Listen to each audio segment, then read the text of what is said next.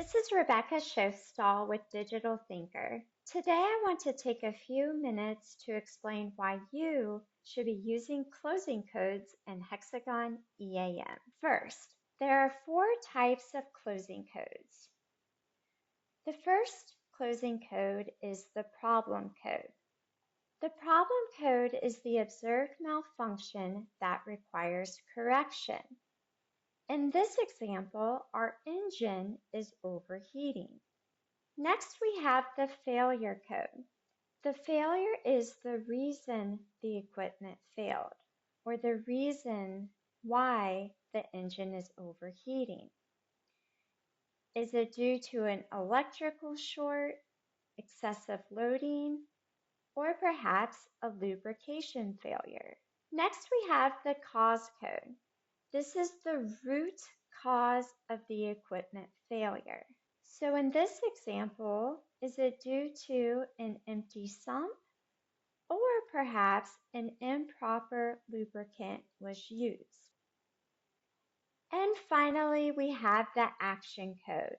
The action code represents the steps taken to correct the problem. In this example, the issue was resolved by replacing the lubricant.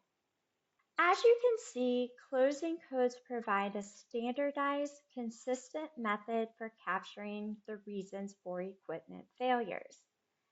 Hexagon EAM also allows for building closing code hierarchies. Rather than providing users with a comprehensive list of values, you can set up a hierarchy to aid users in selecting an applicable closing code.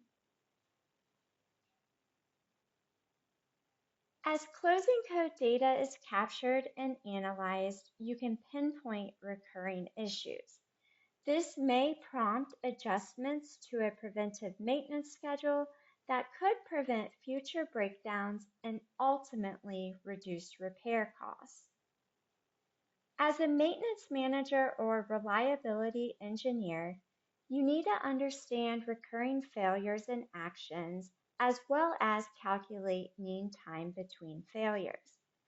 We encourage you to take the time to identify and implement closing codes in Hexagon EAM.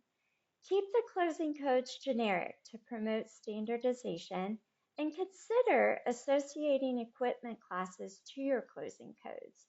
Doing so will aid technicians in capturing valuable and relevant data. Please reach out to the Digital Thinker team if you would like to learn more. Thank you for your time.